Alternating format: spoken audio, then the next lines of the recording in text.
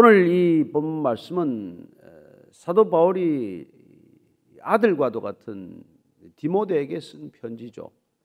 이른바 목회 서신입니다. 개인 서신이긴 하지만 어쩌면 이 목회 서신은 우리 모두가 읽어야 할 말씀이죠. 바울 자신이 어떻게 구원받았고 또 바울 자신이 어떻게 그 구원의 삶을 살아냈는지, 어떻게 살아냈는지를 오늘 이 말씀, 짧은 말씀을 통해서 우리가 배우게 되기 때문입니다. 우리는 이번 7월 달을 인내라는 주제로 쭉 말씀을 나누어 왔습니다. 열매 맺는 공동체, 그중에 네 번째 주제는 인내. 오늘 인내의 그 마지막 말씀은 사도 바울이 어떻게 인내해야 이 땅에 진정한 교회가 탄생하는지를 사실상 시사하고 있다고 해도 지나친 말이 아닐 것입니다. 먼저 12절 같이 읽습니다. 시작. 나를 능하게 하신 그리스도 예수 우리 주께 내가 감사함은 나를 충성되이 여겨 내게 직분을 맡기심이니. 사도 바울은 어쩌면 내가 어떻게 해서 이렇게 정말 선교 여행을 할 수 있고 또 선교 사역을 이렇게 감당할 수 있는지를, 그 비밀을 우리에게 지금 이렇게 가르쳐주고 있는 것이죠. 내게 능력을 주신 분이 따로 있다는 것입니다. 내 능력으로 지금 이거 하고 있다는 게 아니에요. 그렇습니다. 우리가 선교사가 되건 목회자가 되건 사역자가 되건 내 능력만 가지고 되지 않습니다. 도대체 하나님의 일은 내 능력으로 할 수 있는 게 아니에요. 사도 바울이 그걸 깨달은 것이죠. 어떻습니까? 그는 예수님을 만나기 전 그의 비신은 어떤 모습이었습니까? 그는 결코 은혜로운 목회자도 선교사도 아니었어요. 그러나 그가 능력을 받았다는 것입니다. 그래서 오늘 이 나를 능하게 하신 그리스도 예수, 이 고백, 이 자각이야말로 우리 실상 하나님의 일을 감당하고자 하는 모든 사람들이 깨달아야 하고 고백해야 할 믿음의 사실이라고 하는 것입니다. 그래서 그는 내가 감사하는 까닭은 나를 충성되이 여겨주신 분, 또한 내게 직분을 맡겨주신 분, 그분이 내 삶의 모든 중심이 되어야 한다는 것이죠. 이 나를 능하게 한다는 표현은 사실 사도 바울이 빌립보 교회에 자기 자신이 당부하는 말씀을 통해서도 우리가 알 수 있어요. 빌립보서 4장 우리가 13절 말씀을 한번 찾아서 읽어보겠습니다. 그 동일한 표현이 거기 나오는 것이 나를 능하게 하신 그리스도. 자, 4장 13절입니다. 내게 능력 주시는 자 안에서 내가 모든 것을 할 수 있느니라. 내게 능력 주시는 자, 내게 새로운 힘을 주신다는 것입니다. 내 힘이 아니라, 내 능력이 아니라 하나님께서 하나님의 능력을 주신다. 이게 우리가 하나님의 사역자, 하나님의 부르심을 받은 자들의 특징이라고 하는 거예요. 세상은 내 힘으로 일하죠. 인간의 힘, 또 인간의 돈으로 일합니다. 그러나 하나님의 일은 하나님께서 능력을 주셔야 시작이 된다는 것입니다. 그렇습니다. 하나님 먼저 찾아오시지 않습니까? 먼저 부르시지 않습니까? 사무엘아 사무엘아 직접 부르셨어요. 사울아 사울아 주님께서 직접 부르셨습니다. 찾아오셔서 직접 부르셔서 그래야 하나님의 일이 시작이 된다는 거예요. 사람은 돈 많이 모으고 사람 많이 모으면 사람의 일은 얼마인지 할 수 있습니다. 조직적으로 일할 수 있습니다. 큰 일 할 수 있어요. 그러나 하나님의 일은 그렇게 되지 않는다는 것입니다. 기드온이 하나님의 전쟁을 시작할 때 자원자가 3만 명이 넘지 않았습니까? 그러나 하나님 다 돌려보내라고 하십니다. 하나님의 전쟁은 소수로도 가능하다는 거예요. 그렇습니다. 기드온의 300명의 용사는 그때 탄생한 것이죠. 하나님의 전쟁은 하나님의 사람으로 시작한다는 것을 말씀해 주고 계신 것입니다. 저희들이 베이직교회도 시작될 때도 그랬고 지금도 마찬가지입니다. 하나님의 사람들이 이 교회를 지금도 지키고 있는 것이죠. 많은 사람들이 왔다가 떠났습니다. 그리고 한 번도 저희들은 하나님의 재물 이외의 재물에 대해서 얘기해 본 적도 없습니다. 어떤 사람은 소리 없이 그냥 헌금을 던져놓고 간 사람도 있고 어떤 사람은 끝끝내 자기 자신을 밝히지 않는 사람들이 있습니다. 그리고 소리 없이 와서 소리 없이 일하는 사람들이 있습니다. 그렇습니다. 하나님의 일은 별로 소리가 나지 않아요. 무리지어서 시끄럽게 하지도 않습니다. 새를 과시하지도 않습니다. 정말 하나님은 단 한 분으로도 일할 수 있는 분이십니다. 그렇습니다. 하나님의 일은 하나님이 먼저입니다. 사람은 다음입니다. 돈은 마지막이에요. 아니 돈은 마지막이지만 돈도 하나님께서 보내주십니다. 따라서 우리가 하나님의 일이 이루어졌을 때는 반드시 고백하는 한 가지 사실이 있습니다. 그렇습니다. 주님께서 다 하셨습니다. 이 모든 일은 하나님께서 직접 하셨습니다. 그런 고백을 할 수밖에 없는 것이에요. 그래서 교만하지 않고 우리가 겸손하게 되는 것이죠. 오늘 사도 바울이 어쩌면 디모데가 늘 좀 소심하고 유약하고 성도들에 대한 두려움을 가졌는지 몰라요. 나이도 좀 어리고 그랬으니까. 그래서 너 디모데야, 능력 주시는 자 안에서 능치 못할 일이 없다는 그런 마음을 다시 품으라는 거예요. 내가 그렇게 이 일을 감당하고 있다는 것입니다. 실제 그는 뭐 말이 그렇게 변변치 못해서 늘 두렵고 떨리는 마음으로 복음을 전했다고 자신도 고백하지 않습니까? 하나님이 능력 주시지 않으면 감당할 수 없는 일을 했다는 것이죠. 또한 그는 하나님께서 나를 믿어주셨다. 나를 충성되게 여겨주셨다. 아니 자기 과거는 그렇지 않잖아요. 사울이 얼마나 설치면서 다녔습니까? 자기는 충성되이 하나님의 일을 한다고 착각한 것 아닙니까? 그렇지만 정작 예수님 만나기 이전에 이 사울의 모습은 어떻습니까? 사도행전을 보면은 참 기가 막히는 모습들이에요. 8장 1절입니다. 8장 1절. 8장 한번 3절부터 볼까요? 3절 보면 사울이 교회를 잔멸할세 각 집에 들어가서 남녀를 끌어다가 옥에 넘기니라. 그냥 아예 교회를 뿌리 뽑으려고 나섰다는 것입니다. 그리고 그는 뭐 스데반이 죽을 때 마땅히 죽어야 할 사람이라고 확신했던 사람입니다. 그리고 9장 1절 한번 볼까요? 9장 1절 보면 이렇게 되어 있습니다. 사울이 주의 제자들에 대하여 여전히 위협과 살기가 등등하게 그런 모습으로 다녔다는 거예요. 그러나 그는 하나님께 지극히 충성하고 있다고 확신하지 않았겠어요? 나같이 하나님의 일을 열심히 이렇게 하고 있는 사람이 어디 있냐고 생각했을 것입니다. 어쩌면 지금 이 시대도 동일하게 그런 사람도 있을 거예요. 나는 죽도록 하나님의 일을 하고 있다고 하는데 어쩌면 다른 사람들에게 위협적이거나 다른 사람들에게 부담을 주거나 다른 사람들에게 정말 기피의 인물이 되는 일이 있을 수 있다는 것입니다. 하나님의 일을 한다고 스스로 착각하는 것이죠. 여러분 하나님의 일을 하겠다고 길을 쓰고 그 자리에 간 사람들이 하나님의 일을 하겠습니까? 사람의 일이 될 뿐입니다. 따라서 우리는 하나님의 일을 할 때 그런 분별력이 있어야 합니다. 사람의 일도 하나님의 성령에 붙들리면 하나님의 일이 될 것입니다. 그러나 하나님의 일도 하나님의 간섭하심이 없이 말씀 없이 내 생각과 계획만으로 한다면 그건 분명히 사람의 일이 되고 마는 것이죠. 그래서 우리는 겉만 보면 자꾸 속게 됩니다. 이게 과연 하나님의 일인가 사람의 일인가. 여러분 예수님께서는 그 분별을 위해 오신 분이에요. 예수님께서는 일하는 모든 동기가 하나님 중심이 될 때 하나님의 일이 된다는 것을 가르쳐 주신 분 아닙니까? 갈릴리 호숫가에서 생선 잡는 어부들을 부르셨습니다. 그리고 그들은 너는 더 이상 고기 잡는 사람이 아니라 사람을 낚는 사람이 되라고 말씀하시고 도전하신 것이죠. 어쩌면 건축가를 찾아가서는 그랬을 것입니다. 본인이 목수니까 목수들 찾아가서는 너는 이제 사람을 짓는 사람이 되라. 건물 짓는 데 그치지 말고. 어쩌면 장사하는 사람들에게도 그렇게 말했겠죠. 사업하는 사람에게도 너는 이제 돈을 버는 사람이 아니라 사람을 버는 사람이 되라. 실제 그렇게 말하셨을지도 모르죠. 어쨌건 예수님께서는 우리가 살아가는 삶의 의미와 목적이라고 하는 프레임을 바꾸어 주신 분입니다. 그래서 우리의 직업이라고 하는 사람의 일을 하나님의 직분이라고 하는 놀라운 일로 바꿔주시는 분이세요. 하나님을 만나시면 그런 변화가 일어난다는 것입니다. 하나님을 모를 때는 내가 이런 일 하다가 그냥 세상 끝날까지 살아야 되나? 내가 집에 설거지나 하다가 한 남편 그냥 뒷바라지나 하다가 가야 되나? 그런 생각으로 살지 못하는 하나님을 만나는 순간 그 생각은 내가 위대한 하나님의 나라를 짓는 하나님의 나라의 기초가 되는 가정을 일으키는 사명을 받았구나. 이런 것들을 우리가 깨닫게 되는 것이죠. 아들 한둘 자식 한둘 잘 키우는 게 이게 전부인가 이런 생각을 하지만 이 일이야말로 하나님이 내게 다른 어느 누구도 할 수 없는 나만이 할 수 있는 일로 주신 일이구나. 그런 소명의식을 발견하지 않습니까? 따라서 하나님을 만난다는 것은 우리 삶의 모든 사고의 틀이 바뀌는 것을 뜻하는 것이죠. 그게 예수 만난 사람입니다. 하나님 만난 사람들이에요. 그 사람들은 단순히 일을 바라보지 않습니다. 일 너머의 일, 그리고 일 너머의 일뿐만 아니라 사람 너머의 하나님을 바라보는 것이죠. 그래서 그는 전적으로 다른 인생을 살기 시작하는 것입니다.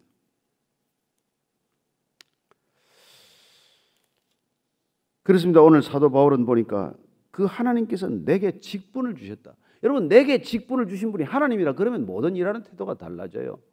세상 사람들은 보십시오. 여러분 자세히 보면 알겠지만 내가 하고 있는 일보다 다 내가 중요합니다. 내 마음에 드는 일을 하지만 내 마음에 안 들면 안 해요. 안 알아주면 안 합니다.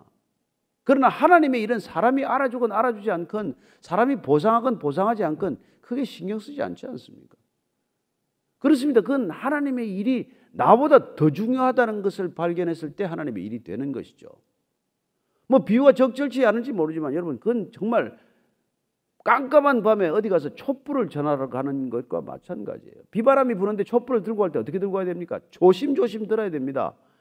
훅 불면 꺼지는 불이지만 전심으로 그 촛불을 감싸고, 오직 내가 촛불보다도 덜 중요하고 촛불이 나보다 더 중요한 것처럼 옮겨가는 태도, 그런 거를 저는 하나님의 소명받은 자라고 생각을 해요. 그런 모든 신경을 불이 꺼지지 않도록 하는 데다 쓰고 있는 것이죠.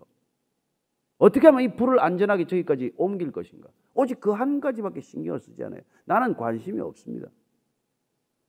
저는 하나님의 소명을 받은 사람, 하나님의 일을 감당하는 사람, 그리고 그 일을 인내할 수 있는 이유는 그 일이 나보다 더 중요하기 때문이에요. 일을 하다가 걷어치우는 건 왜 그렇습니까? 일보다 내가 더 중요하기 때문이죠. 그렇습니다. 대부분의 일하는 사람들이 그런 태도로 일하기 때문에 하나님이 드러나는 것이 아니라 사람이 드러나고 마는 것이죠. 13절입니다. 13절. 내가 전에는 비방자요 박해자요 폭행자였으나 도리어 긍휼을 입은 것은 내가 믿지 아니할 때 알지 못하고 행하였습니다. 왜? 그때는 너무나 잘 안다고 생각했지만, 그는 유명한 랍비가 될 만한 자격이 충분하다고 생각했지만 알지 못하고 행했다는 거예요. 그는 그 자신이 알지 못하고 행했을 때도 하나님께서 그를 견뎌주셨다는 것, 참으셨다는 것을 비로소 깨닫게 된 것입니다. 얼마나 그가 그걸 깨닫고 통회했을까요? 얼마나 저는 그가 통곡했을지 그 눈물 흘리는 모습이 가끔 떠올라요. 아라비아 광야로 가서 3년간 그는 아마 날이면 날마다 눈물을 흘렸을 것 같아요. 그런 시간들이 있었다는 것을 우리는 미루어 짐작할 수 있는 것이죠. 14절입니다. 우리 주의 은혜가 그리스도 예수 안에 있는 믿음과 사랑과 함께 넘치도록 풍성하였도다. 하나님을 만난 사람들은 그 은혜가 정말 예수 안에 있는 믿음과 사랑, 소망과 함께 넘치고 차고 흘러 넘친다는 것을 경험하게 됩니다. 은혜의 폭포수 아래 서 있는 거나 마찬가지예요. 그렇습니다. 주님을 만난 사람들은 그냥 폭포수 같은 그 은혜 아래서 온 몸으로, 맨몸으로 그 은혜를 맞고 서 있는 거나 마찬가지라는 거예요. 그런 은혜가 오면은 하나님께서 나를 그렇게 오랫동안 참으면서 오랫동안 그침없이 끊임없이 그렇게 은혜를 부어주셨다는 것을 깨달으면 이런 고백이 나옵니다. 15절 같이 읽습니다. 시작. 미쁘다 모든 사람이 받을 만한 이 바밀이요 그리스도 예수께서 죄인을 구원하시려고 세상에 임하셨다 하였도다. 죄인 중에 내가 괴순이라. 주님께서도 말씀하셨지만 그분은 의인을 부르러 오지 않고 죄인을 부르러 오셨습니다. 그분은 신실하십니다. 그분은 미쁘십니다. 그분은 오래 참으신 분이십니다. 이런 고백이 터져 나오는 것이죠. 그리고 나는 내가 단순한 죄인이 아니라 내가 죄인 중에 괴수구나, 죄인 중에 으뜸이구나, 죄인 중에 첫째구나. 그러면 가장 큰 죄수, 가장 첫 번째 죄수를, 나 같은 악독한 죄수 1번에 설 수 있는 사람, 사형 선고받으면 1번 받아야 될 나 같은 사람이 구원을 받았다면 내 뒤로 서 있는 사람들 중에 구원받지 못할 사람이 어디 있느냐, 이런 생각을 하게 되는 것이죠. 그렇기 때문에 나는 어떤 인간이 됩니까? 그런 구원에 대한 깨달음이 오게 되면 내 뒤에 있는 사람들, 죄인들, 다음 죄인들에 대한 인내심이 생긴다는 거예요. 기다릴 줄 안다는 것입니다. 주님의 그런 길이 참으심, 오래 참으심이 깨달아지게 되는 것이기 때문에 은혜란 하나님의 인내였구나. 하나님의 은혜란 하나님이 길이 참으신 것이었구나. 이걸 알 때 우리는 그런 일이 되는 것이죠. 그리고는 이런 깨달음을 고백하게 됩니다. 자, 16절 말씀입니다. 시작. 그러나 내가 긍휼을 입은 까닭은 예수 그리스도께서 내게 먼저 일체 오래 참으심을 보이사 후에 주를 믿어 영생 얻는 자들에게 본이 되게 하려 하심이라. 왜요? 왜 내가 긍휼을 입었다고요? 예수 그리스도께서 내게 먼저 일체 오래 참으심을 보인 까닭은 그래서 나 같은 사람을 구원하신 까닭은 나 이후에도 영생 얻을 사람들에게 구원받을 수 있다는 소망을 주기 위한 것이었구나. 이렇게 보면 저 바울 좀 봐라. 바울. 저 사람이 옛날에 어떤 사람이었냐? 스데반을 죽인 사람이나 마찬가지 아니냐? 저 사람이 그냥 뭐 체포영장 받아가지고 다메섹까지 가던 그 바울 아니냐? 그 사울 때 그렇게 다니더니 저 사람이 바울이 된다면, 저 사람이 구원받을 수 있다면, 저 사람이 영생을 얻을 수 있다면 우리 같은 사람 못 얻을 사람이 어디 있느냐? 이런 본을 예수님께서 보여주신 것으로 자기 구원이 해석된 거예요. 저도 사실 마찬가지입니다. 나 같은 사람이 구원받았다면 구원받지 못할 사람은 없다고 저도 생각이 드는 것이죠. 정말 나 같은 사람을 오래 기다려주시고 47년간 참아주시고 그런 나를 참아주신 그 아버지의 놀라우신 은혜를 우리가 깨닫게 되면 우리도 다른 사람들에게 대해서 넉넉한 사람이 된다는 것입니다. 그렇게 인색하거나 그렇게 사람들에게서 정죄하거나 하는 그런 사람이 되지 않는다는 거예요. 그래서 지금 사도 바울이 자기가 구원받은 걸 깨닫고 보니까 나 같은 사람 계속해서 구원하시기 위한 하나님의 계획이었구나. 이걸 지금 고백하고 있는 것이죠. 이런 고백은 지금 뭐 그냥 디모데에게 하고 있는 고백이지만 사실은 온 교회에다가 하고 싶은 고백이고 두고 올 세대에 대해서 하나님의 구원의 속성을 얘기하고자 하는 뚜렷한 증언, 가장 힘 있는 증거가 되는 것이죠. 17절 읽고 마치겠습니다. 시작. 영원하신 왕 곧 썩지 아니하고 보이지 아니하고 홀로 하나이신 하나님께 존귀와 영광이 영원무궁하도록 있을지어다. 아멘. 우리는 걸핏하면 하나님의 영광을 가로채고 싶은 유혹에 시달립니다. 하나님 나도 좀 하지 않았습니까? 나도 하나님 나라에 뭔가 좀 손톱에 끝만큼이라도 기여하지 않았습니까? 하는 그런 생각조차 사라지는 것이죠. 영존하시는 왕, 영원하신 그분께 우리의 모든 것들을 돌려드리는, 그래야 요한계시록에 나오는 것처럼 흰옷 입은 무리들과 함께 24 장로들과 함께 머리에 면류관을 벗어서 발 위에 내려놓고 정말 하나님께 그 모든 영광과 찬기와 존귀와 찬송과 이걸 다 올려드리는 그런 생애가 펼쳐지는 것이죠. 뭘 더 본인이 욕심을 내겠습니까? 어떤 탐욕이 있길래 그가 그렇게 열심히 다녔을까요? 아니요. 그는 오로지 감사와 은혜로 다녔을 뿐입니다. 무슨 감사와 은혜입니까? 하나님이 나를 길이 참으셨구나. 오래 참으셨구나. 일체 오래 참으셨었구나. 모든 점을 참아주셨다는 것을 그가 기억하기 때문에 하나님께서 참지 않으신 것이 없구나. 내가 여기까지 오는데 하나님은 참고 또 참으셨구나. 정말 견디고 견디셨구나. 정말 인내하고 인내해 주셨구나. 이걸 아는 것이죠. 지금 이 시대는 우리에게 그런 인내를 요구하고 있다는 것을 말씀드리고 이 말씀을 매듭 짓고자 합니다. 교회는 지금 우리가 생각할 때는 억울한 비난을 받고 있다고 생각할지 몰라요. 어쩌면 부당한 대접을 받고 있다고 생각할지 모릅니다. 그러나 어쩌면 이건 자업자득이에요. 교회 자리는 원래 우리가 지금 누리고 있는 자리가 아니었습니다. 주님이 이 땅에서 몸된 교회를 이루실 때 그 교회는 이 세상에서 어쩌면 소외받은 자들, 그리고 죽음의 사망의 음침한 그늘에서 헤어나지 못하는 자들, 그들을 위하여 교회가 존재하도록 주님께서는 부르셨는데 우리의 기도 제목은 모두 왕궁을 향한 기도 제목 아니었습니까? 권력을 향한 기도 제목 아니었습니까? 돈을 위한 기도 제목 아니었습니까? 나 자신의 인기와 영달과 영광을 위한 기도 아니었습니까? 그래서 하나님이 원하시는 자리에 교회가 있지 않고 주님이 원하시는 자리를 벗어나서 세상 모든 사람들이 원하는 자리로 교회가 줄다름친 것이죠. 그러니 세상 사람들하고 부딪히기만 했지 교회가 정말 하나님의 나라의 영광을 드러냈습니까? 오래 참으셨던 그분의 목적이 왜곡된 것입니다. 저는 오늘날 교회가 주님께서 길이 참으셔서 구원하신 백성들이 원래 제 자리로 돌아가기를 원하고 계신다고 믿습니다. 교회는 제자리로 돌아가야 합니다. 우리가 돌아가지 않으면 세상이 우리를 제자리로 되돌려 놓을 것입니다. 우리는 지금 그런 시간을 지금 맞고 있는 것입니다.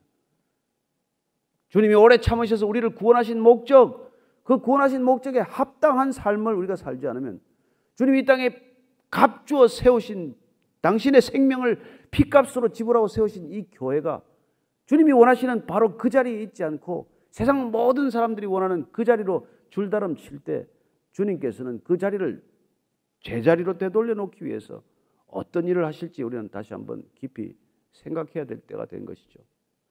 주님의 인내하심을 생각하면 생각할수록 우리를 구원하신 그분의 인내가 무슨 목적이었는지를 기억하면 기억할수록 우리는 다시 이 시대 그리스도인들, 모든 그리스도인, 모든 교회가 주님이 원하시는 자리로 가야 한다는 것을 알게 될 것입니다. 그 자리로 가는데도 인내가 필요하고 그 자리를 지키는 데는 더 큰 인내가 필요합니다. 그것이 주님께서 우리에게 인내라는 열매를 맺도록 하기 위한 하나님의 목적이라고 저는 믿습니다. 왜 우리에게 인내를 요구하시겠습니까?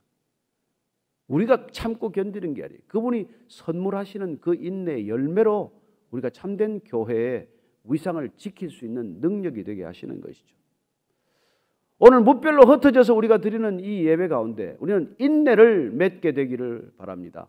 모든 성도들께서 예배 드리는 곳마다 인내의 열매가 맺을 때 이 무별 교회, 이 시선 교회, 우리가 이렇게 드리는 이 작은 몇 사람 되지 않는 이 예배가 하나님이 가장 기뻐하시는 교회의 본래의 모습, 교회 본래의 자리로 돌아갔다는 것을 주님께서 칭송하실 것입니다. 칭찬하실 것입니다. 그리고 주님께서 더 큰 열매를 허락하실 것입니다. 같이 기도하겠습니다. 하나님 아버지 감사합니다. 저희들의 작은 결단, 작은 믿음의 결단이 하나님께서 길이 참으셔서 우리를 구원하신 그 구원의 목적에 합당한 것이기를 소망합니다. 하나님, 저희들의 이 예배가 다시 한번 인내의 열매를 맺는 예배가 되게 하시고 우리가 맺은 인내가 이 땅에 교회가 참된 자리로 돌아가는 인내, 참된 자리를 지키는 인내가 되게 하여 주옵소서. 예수님 이름으로 기도합니다. 아멘.